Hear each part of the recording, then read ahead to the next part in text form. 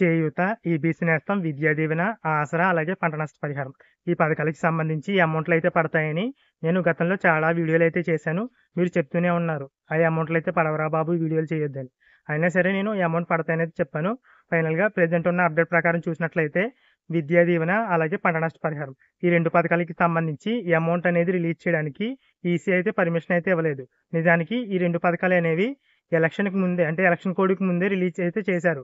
అయినా సరే అప్పుడు ఈ అమౌంట్ అయితే రిలీజ్ చేయలేదు. తీరా ఎలక్షన్ కోడ్ వచ్చిన తర్వాత ఈ అమౌంట్ అనేది కేటాయించి ఇప్పుడు ఈసీకి లెటర్ అయితే పెట్టారు పర్మిషన్ అనేది ఇమ్మని.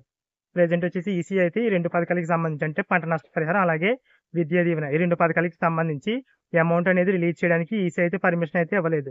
అంటే ఎలక్షన్ వరకు పూర్తయ్యే వరకు కూడా ఈ 2 పథకాలకి సంబంధించి ఈ అమౌంట్ అనేది క్రెడిట్ అవ్వదు. ఇక తెలంగాణలో వచ్చేసి రైతు భరోసా అలాగే పంట నష్ట పరిహారానికి సంబంధించి ఈ అమౌంట్ రిలీజ్ చేయడానికి ఈసీ అయితే పర్మిషన్ అయితే ఇచ్చింది. అక్కడ ఆల్రెడీ అమౌంట్లు అయితే రిలీజ్ చేశారు. ఇక ఏపీలో వచ్చేసి పర్మిషన్ అనేది ఇవ్వకపోగా ఏదైతే ఎన్యూమరేషన్ స్టార్ట్ చేస్తారో ఈ కరువు మండలాలకు సంబంధించి గణన అయితే చేపడతారు కదా, ఆ గణన కూడా చేపట్టొద్దని ఈసీ అయితే ఆదేశాలు అయితే జారీ చేసి ఇంకా చేయూత, ఈబీసీ నేస్తం అలాగే ఆసరా పథకాలకి సంబంధించి చూసినట్లయితే ప్రెజెంట్ ఈ 3 పథకాలకి సంబంధించి ఈసీ నుంచి ఎలాంటి క్లారిటీ అయితే రాలేదు. అంటే అమౌంట్ రిలీజ్ చేయాలి అని చెప్పలేదు, రిలీజ్ చేయకూడదు అని చెప్పలేదు. ప్రెజెంట్ 3 పథకాలకి సంబంధించి ఆదేశాలు అయితే అంటే రిలీజ్ చేయాలా వద్దా అని ఆదేశాలు అయితే హోల్డ్లో అయితే ఉంచారు. దానికి సంబంధించి ప్రెజెంట్ అయితే ఎలాంటి క్లారిటీ అయితే లేదు.